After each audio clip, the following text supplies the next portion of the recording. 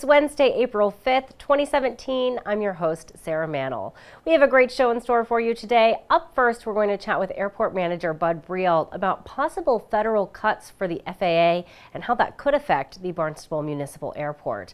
Then we'll chat with the CEO of the Cape Cod Chamber of Commerce, Wendy Northcross, about her work to secure funding for tourism and wastewater issues on Cape Cod. And finally, we'll learn about one group who hopes to help the baby center in Hyannis on this episode of Barnstable Today. But first, let's go ahead and get a look at today's top headlines. Town Council will begin voting on the capital improvement plan this week. First up on the agenda is the general capital improvement plan. Big ticket items include $3.5 million to fund the Barnstable High School 21st Century Learning Space project and $3.25 million to fund the town's private roads program. Town Council meets Thursday night at 7 in the Town Hall hearing room. Owners of the Indian Pavilion on Main Street in Hyannis hope to build second-floor apartments above their restaurant. They will present plans to the Hyannis Main Street Waterfront Historic District Commission tonight. Plans call for 9 one-bedroom year-round apartments. The Hyannis Main Street Waterfront Historic District Commission meets tonight at 6:30 in the Selectmen's Conference Room. Well, have you always wanted to be a firefighter? The West Barnstable Fire Department is accepting applications for volunteer firefighters. Anyone can apply. You do not have to live in West Barnstable. If you're interested, you can stop by the West Barnstable Fire Department to pick up an application. You can also learn more about the opportunity by visiting the department's website or Facebook page. The Barnstable Transfer Station will be accepting household hazardous waste this month. Residents can drop off marine materials, fertilizers and pesticides, household cleaners and disinfectants, arts and crafts chemicals, and most paints, polishes, and stains. The only rule there is no latex paint. The hazardous waste collection will take place from 9 a.m. to noon, Saturday, April 8th, at the Barnstable Transfer Station. Well, up next, we are going to chat with Airport Manager Bud Brialt.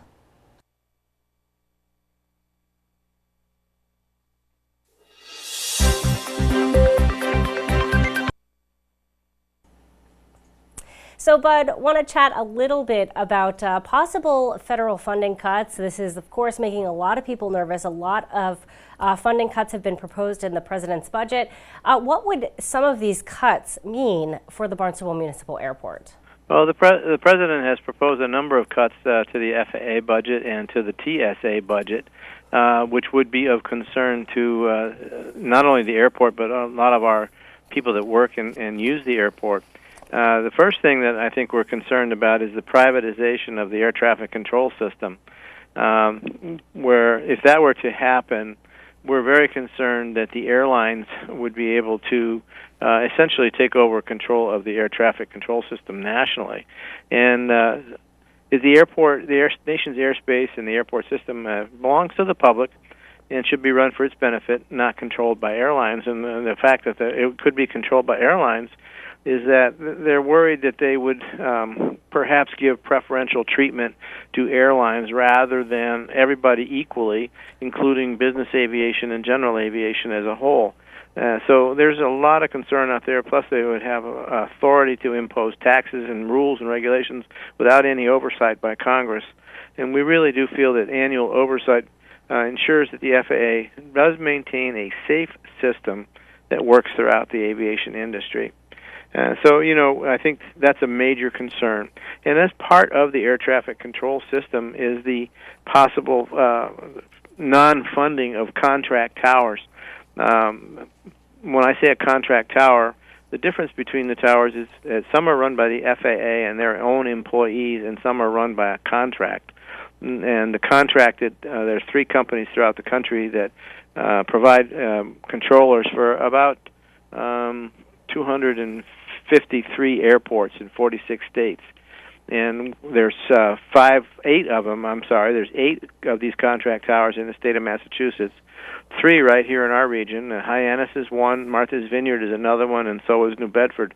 And so should we lose funding for those towers, none of the airports that I'm aware of could afford to pay to have those towers manned ourselves, and neither could the state.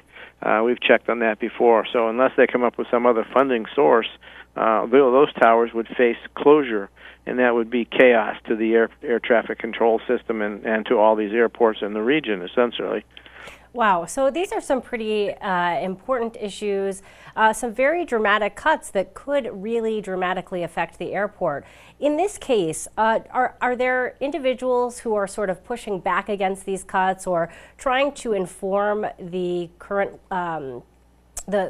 basically the White House, that these cuts may not be the best decisions? Yes, that's a continuing effort. We've been doing this continuously since the last administration. When they had the federal sequestration, there was a possibility that towers may close. So this has been an annual fight, has been going on for a number of years, but it looks like now that it may be a higher level of threat that it could happen. So there are groups out there that are writing letters. We've certainly gotten to talk to our congressional delegation, many of whom have signed on to letters to the administration and to key committees in the Congress to not have this happen. Certain, I guess we'd call it lobbyist groups, are also working to that effort, and we have ourselves have responded on a couple of instances to these threats to the system. And as we know, too, the president's proposed budget is, of course, not the final budget. It has to go through Congress, get approved in both houses. So a long process in front of us, but one I'm sure you're going to monitor very closely. Oh, we're watching this very carefully, and we are, in fact, writing letters and talking to our delegations, this airport, and I'm sure others are as well. Another program that's being threatened by the FAA budget cuts proposed is the loss of the Essential Air Service Grant Program. That program helps small communities to gain funding to be able to get airline service in remote areas of the country that without this subsidy program they would not be able to afford to have. And one of the reasons that we're concerned about it is not because we have any essential air service here, but because Cape Air does have numerous airports that they go to throughout the country that they depend upon the grant program. So if that grant program were to go away, there would be a huge negative effect on Cape Air, and that would also then trickle down to us because this is their headquarters right here in Hyannis, and this is their main training base. This is their main maintenance base. This is where they do all their ticketing and operational control of their entire fleet all nationwide, so it would definitely affect them. So we are very concerned about that program as well. Wow, some tough issues we're going to have to keep an eye on over the next few months. I want to talk to you, too, get an update on the construction project happening at the airport. You've had a lot of comments from passerby wondering what's happening at the old Mildred's Chowder House. Let us know what is happening over there. The former site of the Mildred's Chowder House on Route 28 is our staging area, or one of them, I should say, that we're using right now, and where we're using that to stockpile materials and to bring in all of our heavy equipment in and out through there. You'll see a lot of trucks coming in and out of there as we move a lot of the dirt, if you will, around the airport. When we started the construction project about 2 weeks ago, and it's going to go through October. There'll be various openings and closures of the runway as we work. We're essentially going to mill and pave it, but when you mill and pave a runway, it's not as simple as just doing a road. We have to do mainly crack sealing and crack repairs at the same time. Crack repairs means you cut out huge portions of the runways and have to refill them and redo that before you can pave it. And then as part of the FAA safety program, we're realigning some certain taxiways to meet new safety standards. We're correcting what they call the geometry of a lot of our of the airport, which includes taxiways that have to be moved. And then some of the newer safety issues concern the elevations of land on either side of the runway. In our case, we're having to remove another 90,000 cubic yards of dirt, and that's a lot of what you're going to see over at the Mildred site. We have like a little mountain of dirt there, and then a lot of it is being hauled out by heavy trucks. And so this is going to be it is a major project, and will last until October. Wow, so a pretty long-term project, but as we know, something very important. Got to make sure you maintain those runways. Yeah, this one it's over 20 years old in the pavement, and it's in dire need of being reconstructed. Well, thank you, Bud, for the update. Thanks for joining us today. We really appreciate it, and look forward to chatting with you again in the near future. My pleasure, Sarah. Thank you. Have a great day. Bye-bye. Bye. My guest today, Airport Manager Bud Brialt. Next up, we're going to chat with CEO of the Cape Cod Chamber of Commerce, Wendy Northcross. So Wendy, thank you so much for joining us today. I want to talk a little bit about tourism funding if we can. It seems that there's been a pretty big state budget cut as far as tourism funding goes. What can you tell me about this? Yes, so we had a pretty drastic cut that came from the governor in December, and we had been trying to figure out really what was going on. Was it something behind the scenes? Was it just clearly lack of revenues? And what we have found out over time is that the governor was being extremely prudent with state resources in advance of some possible action coming out of Washington, D.C. relative to the Accountable Care Act and some other legislation that really could have been difficult for the state of Massachusetts to overcome. So, I guess the tourism marketing budgets became a casualty of a larger national story, but we haven't just rolled over yet. We're still working on ways to possibly restore some funding for this year and build a good number for marketing budgets for next year. Wonderful. I know you've spent a lot of time on Beacon Hill talking not only to our legislative delegation, but also other lawmakers. Are you getting a feel at the state level that this might be something that they could build up in the future or get back to where it should be? Well, we do, and we've got a couple of ideas that we're trying to share with state government, which is why we spent a lot of time in Boston the last several weeks. We were promised that a supplemental budget would be approved and that perhaps we could have a restoration of some of the tourism money.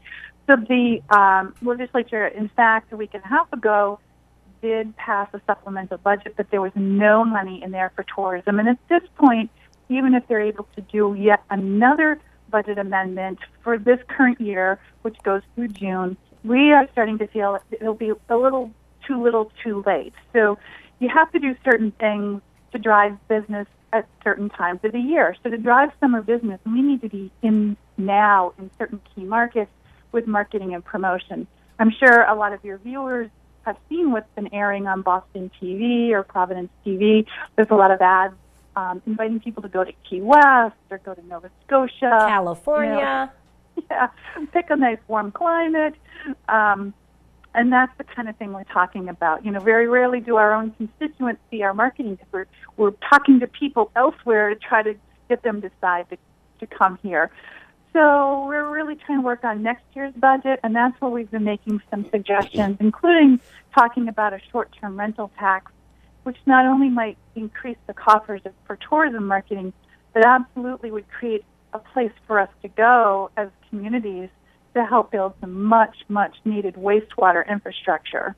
Yeah, such an important issue here on Cape Cod.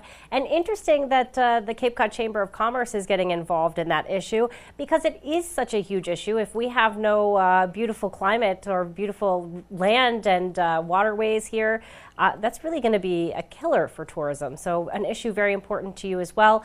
What have you been doing on that front as far as trying to get parties involved and really try and get some state as well as federal funding for that? Well, it's been a topic of conversation for well over a decade on Cape Cod. The county was finally sued in federal court for not having a sufficient plan to deal with wastewater. And we basically have, Barnstable is very fortunate. We do have a great plan in the town of Barnstable. We have a wastewater treatment facility.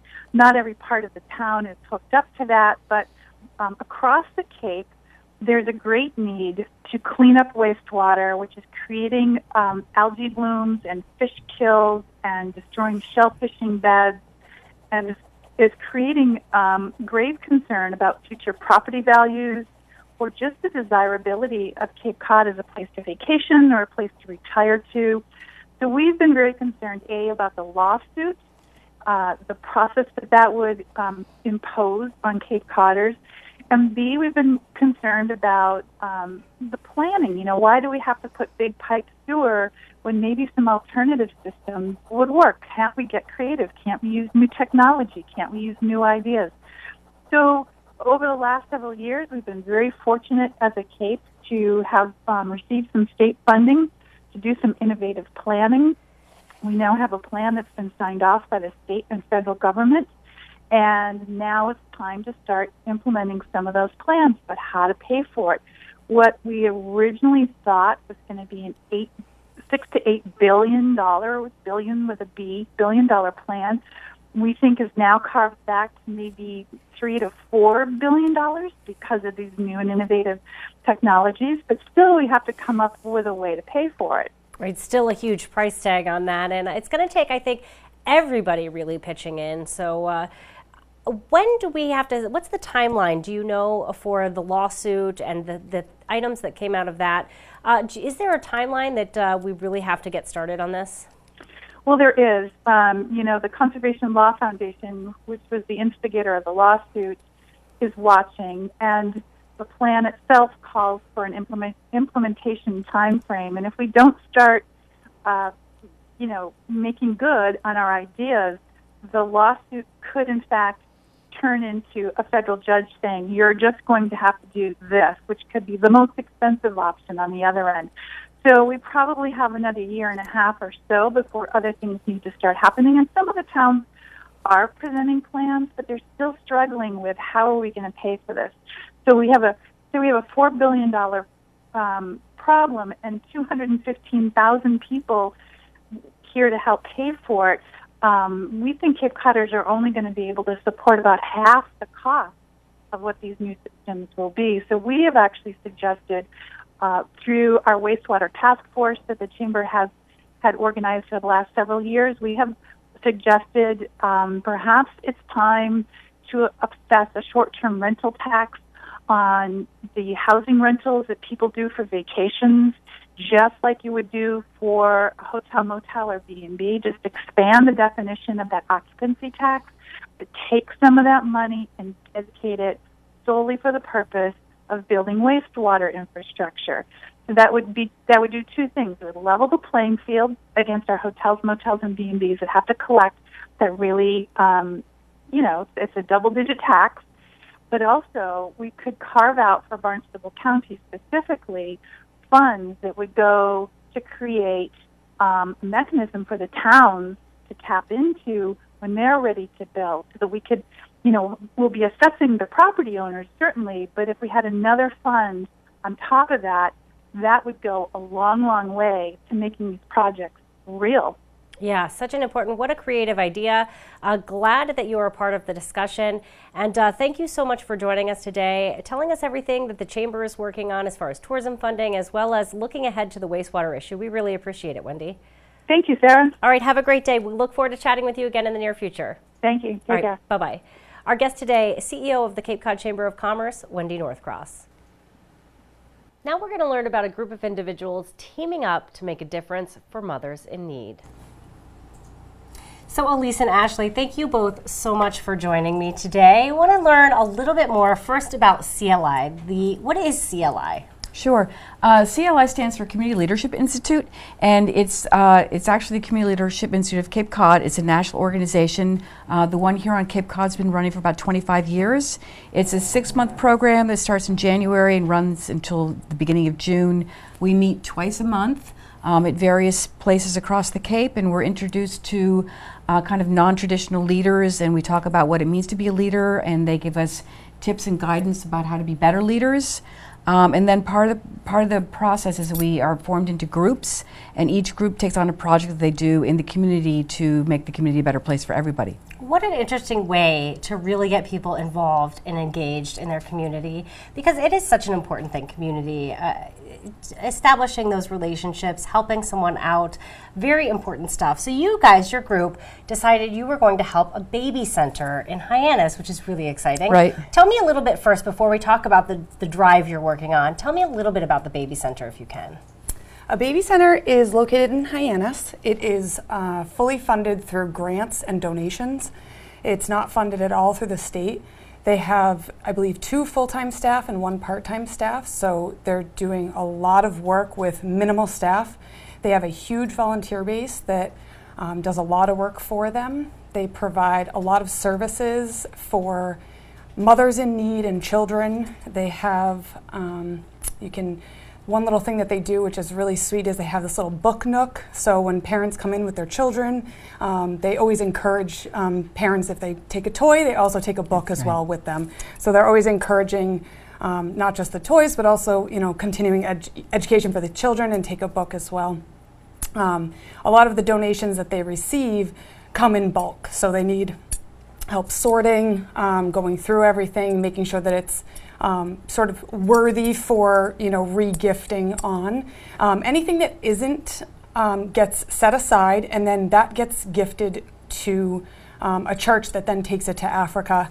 So nothing goes to waste, which is one really great thing that they do over there. And we know too, I think all 3 of us are mothers. Right. We know how costly things can be when you're a new mom. When you just had a baby, diapers are so expensive and you're going through them like crazy. Formula can be very expensive for mothers. Wipes are a necessity that are also very expensive, and you go through them very quickly. So we know this is a really tough area for new moms to make ends meet, as well as maybe trying to find daycare or paying for those items. So lots of expenses when you're raising children, and many moms are in need. So this is a really great. What made you guys want to choose a baby center as your project?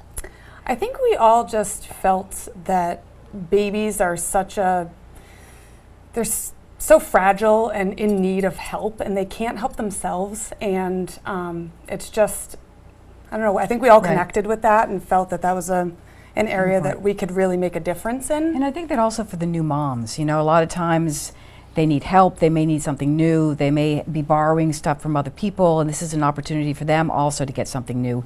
Part of the project is putting together layettes for the new moms, and they'll be getting new items in the layettes rather than having to borrow from somebody else. And it'll save them money, but it's also just a nice thing to get. We're talking about it being Mother's Day project, so as new moms for Mother's Day, they'll be able to get these new layette items. So let's talk about the drive itself. So you guys are collecting items for a baby center. How can individuals maybe watching the program, if they are saying, I have heard about a baby center, or maybe they haven't before, but they really want to pitch in and help, what is the best way for them to contribute to your project? Ashley? Sure. So anybody interested in donating can drop off at the Yarmouth Chamber of Commerce in West Yarmouth. We are open 9 to 5, Monday through Friday. Additionally, any location, any Cooperative Bank of Cape Cod location will have a basket or a bin available for drop-off items that we'll periodically check in on to pick up those items. And if anybody is interested in just making a cash donation, a check donation, or something like that, they can reach out to us via email, communications@yarmouthcapecod.com. Which we have on the flyer, and I think we can put up as well. Absolutely. So. And it's such a wonderful thing. Have you already started getting any donations in? Well, we just set the word out through the press releases and doing some things like this. So no, not yet, but we're anticipating just a mountain load of things that we're going to be able to put together for people. We're going to push our families hard and That's all our right. friends. So I'm sure we're going to get some stuff. So That's right. I'm sure you're going to do a lot of Facebook pushing and other things like that. So how long are you collecting items? How long do people have to participate? Up until May 10th. We want to make sure that we have enough time to bring in all the items, get them put together into baskets so that we can start distributing them before Mother's Day. Great. So Cooperative Bank of Cape Cod and the Yarmouth Chamber of Commerce, if anyone has donations, of course, drop them off at their locations. Thank you both so much for joining us today. Wonderful. Really excited about your project, and can't wait to hear how it comes out. Okay, great. Thanks. Thank you so much. Sarah. Our guests today, Elise DeGroot and Ashley Cormier, they're both CLI participants and organizers of the Drive for a Baby Center. Now let's take a look at this week's board, committee, and commission meeting schedule.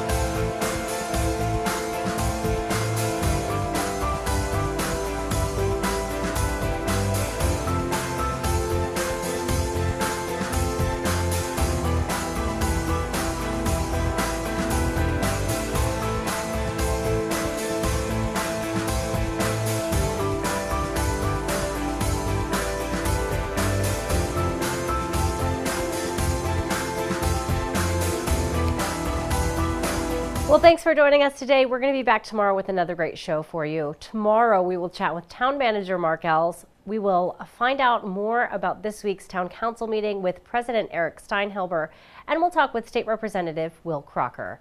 For Barnstable Today, I'm Sarah Mannel.